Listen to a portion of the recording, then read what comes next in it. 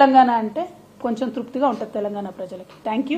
జై తెలంగాణ. డీజీపీ మహేందర్ రెడ్డి మీ హయాంలో కూడా పనిచేశారు. ఇప్పుడు అవినీతి ఆరోపణలు వస్తున్నాయి. అంటే మీ హయాంలోనే అవినీతి జరిగింది అనుకోవచ్చు. నేనేమంటున్నామా అంటే ఆరోపణలు మేము ఎప్పుడు చేయలే మహేందర్ రెడ్డి గారి మీద. మేము ఎప్పుడు మహేందర్ రెడ్డి గారిని ఒక చిన్న పల్లెత్తు మాటలే. మహేందర్ రెడ్డి గారిని ఇక్కడ మీరు నేను మాట్లాడుకోలేనంత భయంకరమైన భాషలో దూషించింది ఇప్పుడున్నటువంటి గౌరవ ముఖ్యమంత్రి గారే. రైట్, అంత దూషించి వీరే తీసుకొచ్చి టీఎస్పీఎస్సీ చైర్మన్గా చేశారు. ఇప్పుడు ఇంకొక లాయర్ ఎవరో వచ్చి అవినీతి జరిగింది అంటారు. మరి ఈ వైరుధ్యాన్ని ఎట్లా చూడాలి? ప్రజలకైతే ఒక క్లారిటీ రావాలి కదా. పోనీ మేము అవినీతి చేసినామన్నారు, మరి మా హయాంలో ఆయన ఉన్నాడు కదా 5 ఏళ్ళు. మరి ఎంక్వైరీ చేయమని అంటున్నాం మేము మహేందర్ రెడ్డి గారి మీద. నేనేం కొత్త కోరిక కోరతలేను కదా. సీఎం గారు చెప్పిన దానికి మరి చెప్పినట్టుగా నిరూపించుకోండి. మహేందర్ రెడ్డి గారు స్వాతి ముత్యం కడిగిన ముత్యం అని మీరే నిరూపించండి, ఎంక్వైరీ చేసి జ్యుడిషియల్ ఎంక్వైరీ చేయండి.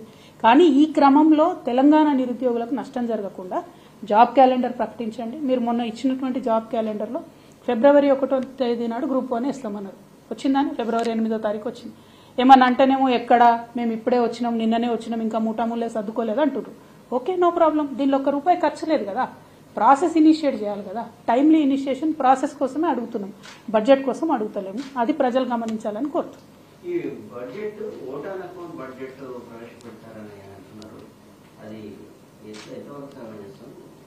ఇదేమో ఫుల్ ఫ్లెజ్డ్గా 5 ఏళ్ళు నడుస్తుంది అనేటటువంటి ఉద్దేశంతో వచ్చినటువంటి ప్రభుత్వం. యాక్చువల్గా అయితే ఫుల్ ఫ్లెజ్డ్ బడ్జెట్ పెట్టొచ్చు.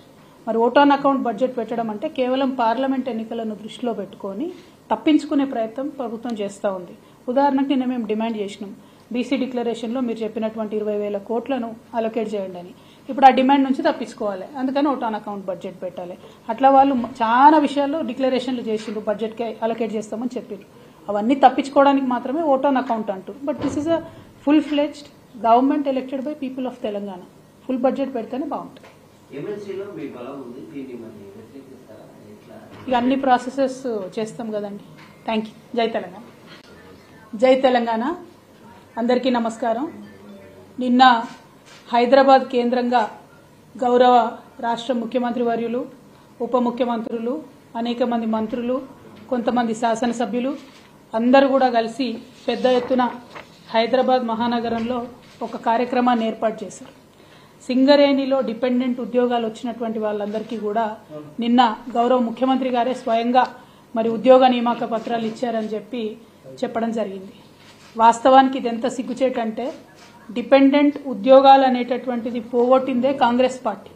ఐఎన్టీయూసీ అని కాంగ్రెస్ పార్టీ యొక్క ట్రేడ్ యూనియన్ ఏదైతే ఉంటుందో వాళ్ళ సంతకాలతోని, ఏఐటీయూసీ సంతకాలతోని, తెలుగుదేశం పార్టీ ట్రేడ్ యూనియన్ సంతకాలతోని జాతీయ రాష్ట్రీయ ట్రేడ్ యూనియన్లు అన్నీ కలిపి ఆనాడు డిపెండెంట్ ఉద్యోగాలను పోడగొడితే కేసీఆర్ గారు వచ్చి డిపెండెంట్ ఉద్యోగాలు ఇచ్చి 20,000 నియామకాలు జరపడం జరిగింది.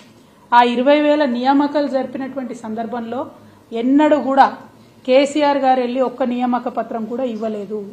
ఇది కేవలం సింగరేణి సంస్థలో రెగ్యులర్గా జరిగేటటువంటి ఒక ప్రొసీజర్గా ట్రీట్ చేసి అక్కడ లోకల్ స్థాయిలో ఉండేటటువంటి జనరల్ మేనేజర్స్ అంటే జీఎంల పరిధిలో నియామక పత్రాలు ఇచ్చేటట్టుగా బీఆర్ఎస్ ప్రభుత్వం ఈ అంశాన్ని అంతటిని కూడా టేకప్ చేసి, కానీ ఇప్పుడున్నటువంటి గౌరవ ముఖ్యమంత్రి వర్యులు జీఎం స్థాయిలో చేయాల్సినటువంటి పనిని హైదరాబాద్కి తీసుకొచ్చి సీఎం గారి స్థానాల్లో ఈ నియామక పత్రాలు ఇస్తా ఉన్నారు. ఇచ్చి పైగా గొప్పలు చెప్పుకోవడం, మేము కొత్తగా సింగరేణి